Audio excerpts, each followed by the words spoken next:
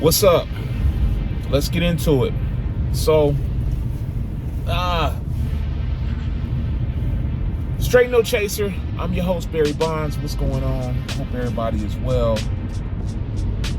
Let's get into it. So, I just got finished watching the second show, Fresh and Fit podcast. Shout out to those guys. And Tommy Sotomayor to go. So, I wanted to talk to you about a few things that I just took away from the show.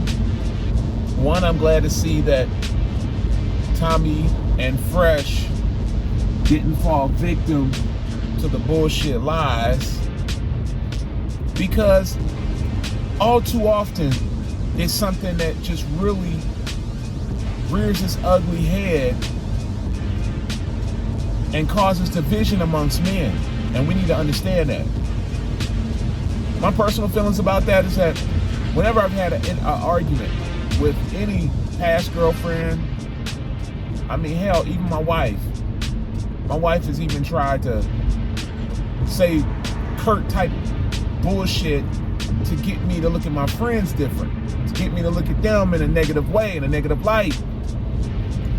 So I understand the trickery and the manipulation that goes on. The funny thing about it is that men don't do this shit. We don't sit around and get mad at you, then we want to call your friends up and say, oh, well, she's talking shit about you, or she said this about you. It's like a already ingrained code that we have in our brains that's just already there, you know? It's default. It's factory setting with us that, you know, we don't go to those lengths. We understand friendship, loyalty.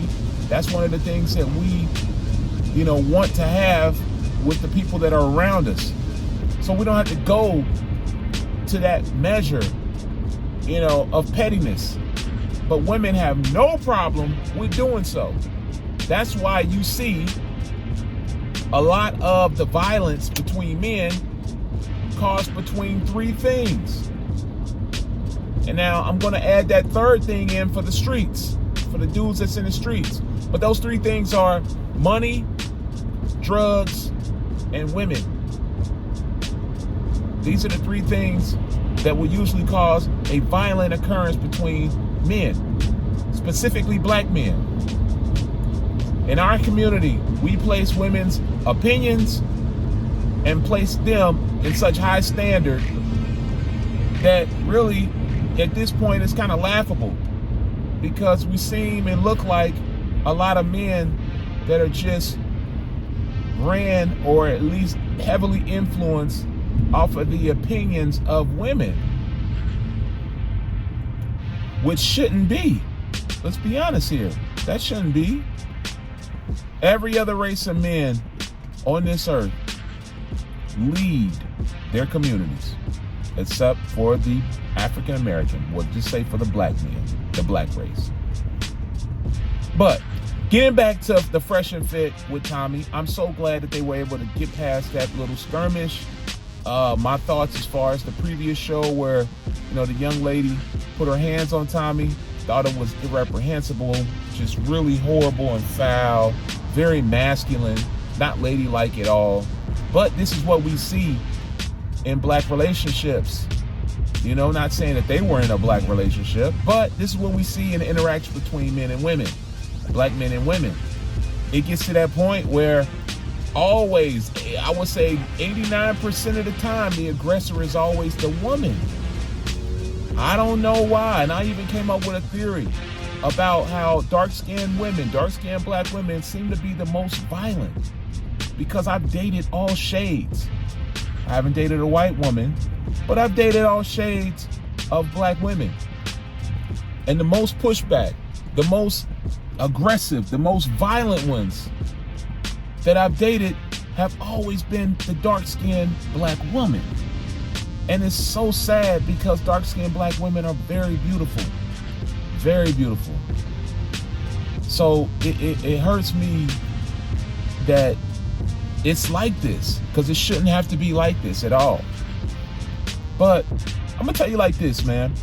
When the girl got up, it just pretty much brought back flashbacks to me, because I know a couple of past relationships that I've had where I've had to like defend myself from bullshit that just pops off because of back and forth talking to each other like crazy, you know, saying things, hurtful things between each other. We both saying hurtful shit, but one person gets mad enough to the point where they just want to start throwing hands, or they start wanting to be physical.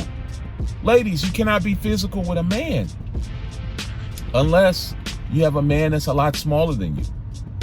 But even still, men, we're just built different. We're built with more muscle, and we will fuck your ass up. That is a living truth. I hate the fact that you guys get angry, you want to get physical, you want to start throwing shit, breaking shit, and then you fall back and you play victim. Now, what's more just shameful than that? You throw rocks and you hide your hands. But you know what? With all of these podcasts coming out, all of these black manosphere and black men speaking out about their experiences and relationships with black women, trust me, this truth is going to get out more and more and more.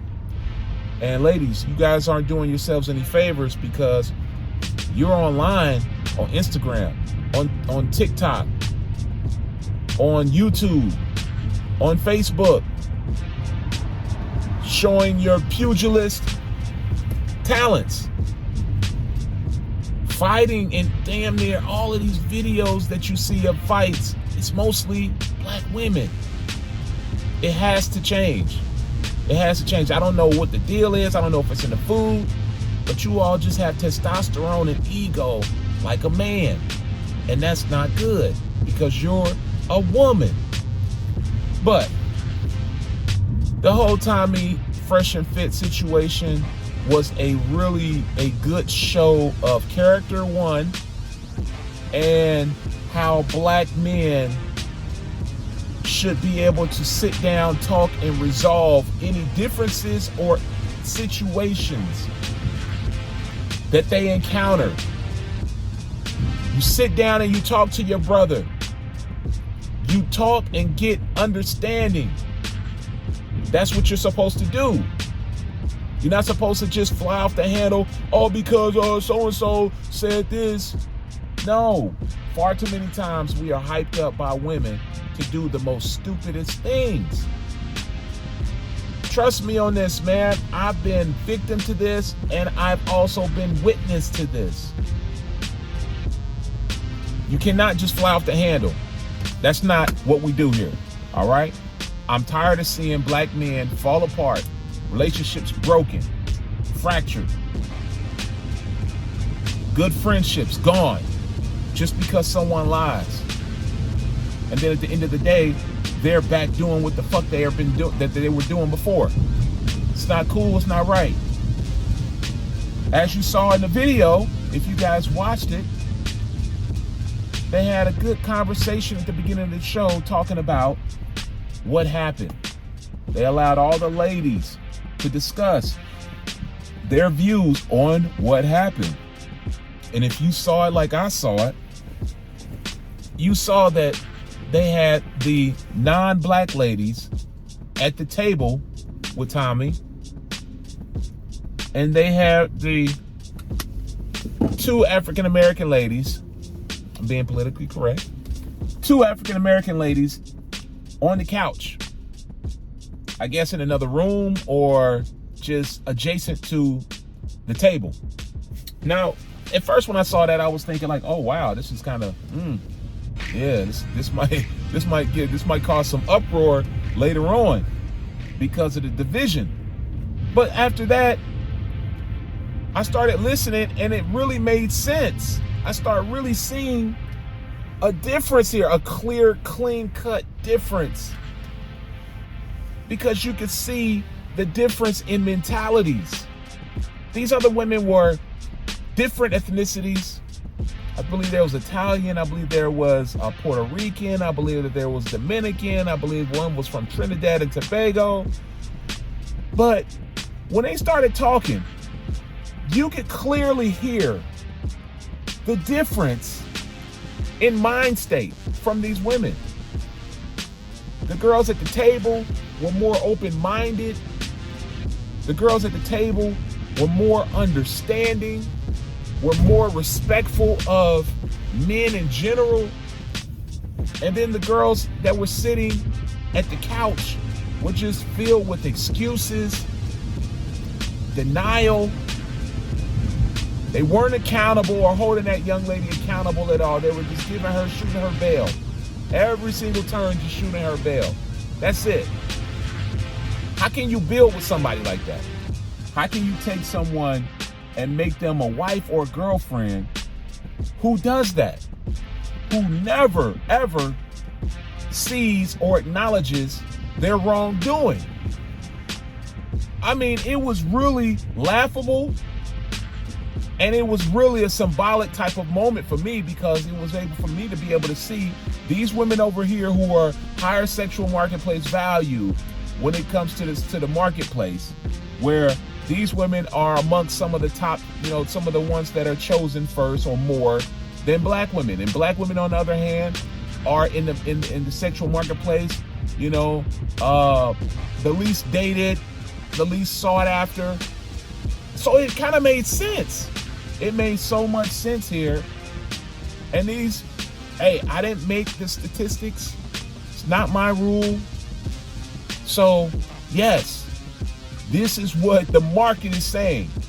If I bring a product to the market and the market says, 10 people out of 10 people, only one person found interest or saw interest in this product, then yes, the market is spoken. They don't like my product. That is what the market is saying. They don't like this product being a black woman. And it was just so eerie seeing this go down, because it seemed like at a point in time of the conversation that you had the girls that were sitting at the table were all aligned. They were all aligned. Their thinking was all in line with each other. They saw it the same. And then the girls on the couch were sitting there, just the typical behavior, trying to, piss some of the guests off, saying these, these off the cuff type things, throwing insults, making shots, I mean, it was laughable about the maturity of the woman. The women at the table, far more mature emotionally than the girls on the couch. And the girls on the couch, what the saddest thing about it is that they just didn't care. They could care less. And they even said, I don't care. They would say shit that try to piss Tommy off and then want to giggle and laugh. When will you learn? You gotta learn, man. You gotta learn. You gotta learn to be disagreeable. You gotta learn to be able to understand and accept another person's point of view. You have to learn to shut your mouth and just listen to what the other person is saying and not be triggered emotionally. Put your emotions to the side and listen to see if the other person is saying something of value. Even if you don't agree with it for the sake of your argument, because that's where a lot of you lose, because you're so busy and concerned with winning an argument rather than the truth being told and understood. I mean, I don't know how they set this up. They set this up to be this way, but it's a clear-cut example of why black men and other men choose these other women to date and procreate with. It really is. It really is. I'm pretty sure some of you in the comments will probably call me all kind of names, this, that, the other. You probably get triggered. But at the end of the day, if you look at the video, if you look at the show, you will understand what I'm talking about. You will see, wow, he has a point here. He definitely has a point. These girls were just, they were just, it was laughable. It was laughable just looking at them, because it just showed their immaturity. It showed their immaturity just out there. It showed the attitude of today's black woman of just, I don't care. I am what I am. The thirst The thirst for drama. The thirst for drama. The drama, I don't know, man. I don't know. It just may turn you on in a sense. I don't know, black women. I mean, I feel like it turns you on. I feel like when drama and cattiness and pettiness enter the room, your eyes cut like a knife. Oh, pettiness is here. Drama's here. And you got to let that go. You got to let it go, man. You got to let it go. But as far as the fellas, look, guys, I'm going to keep this kind of short with you guys. I'm tired of seeing us, black men in general, beef over dumb shit. I'm tired of seeing that, especially in the black manosphere. I'm tired of seeing the divisive tactics being used. You know, whether it's a female that's causing this, or whether it's just the female actions of a man, because yes, men do inherit a lot of these female tendencies as well, you know, because they were mostly raised through their mothers and, you know, get it from them. But yeah, we got to let that shit go, man. We got to let that shit go. We have to bond. We have to be able to talk to each other, be able to seek understanding, and be able to agree to disagree with each other. It's no harm in that. It's no harm in that at all. I don't want to see it. I'm tired of seeing all of these brilliant content creators in the black manosphere just fall by the wayside because of their disagreeing with another person, or their tactics, or their show, or what they say on the show. You know, it can't happen. We almost had a situation where, you know, Fresh and Fit and Tommy, they could have, you know, not seen things, you know, the same way, or they could have disagreed, and it could have just popped off into something where now it's beef. We've seen this too many times. And now a beautiful collaboration that this is, because these shows are very entertaining when he's on there. I'll be honest with you, I've rarely watched Fresh and Fit, but with Tommy on there, I said, yo, I got to tune in. So we almost saw that in this situation, this beautiful collaboration get the kibosh just because of some ignorant, hair-hatted ass hooligan. And yes, shout out to Tommy on that. But yes, we did, you know, almost see that. And I even text Tommy and I said, Tommy, look, do not burn this bridge. This bridge, this content is YouTube gold. Do not burn this bridge.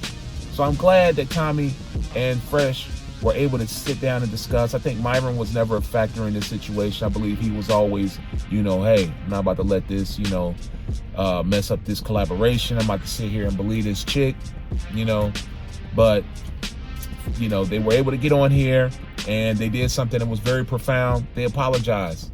It's okay to apologize, fellas. It's okay to admit, hey, to another man in front of other people, more specifically women. Our egos don't have to get in the way. I know we're filled with ego and testosterone, you know, but we don't have to, you know, sit here and be that boneheaded that we can't, you know, just do something and simply apologize when we're wrong. If we've wronged somebody, just apologize. You know, I promise you, if more men did that, it will be less crime, less murder. Probably, definitely will. I promise you. But overall, it was a great show. I just wanted to give my quick feedback. And, you know, from here, man, you know, I just hope that they have more shows together. I hope that they go even deeper, you know, into this science that is, you know, relationships between men and women. And, you know, I hope that they keep standing up for men's rights, because men's rights are definitely being undervalued and undermined right now in society. And, you know, it's not right. It isn't, because it's going to get to a day where men will just say, fuck it, and we just start doing all kind of crazy shit. You've already seen it before. All right. So stay tuned. Like, share, and subscribe to my pod, or to my my channel. And as I said before, man, I'm trying to get to 1,000 subscribers by May. And you know the rest. My motto: positive minds move forward. And I will get with you guys on the next one.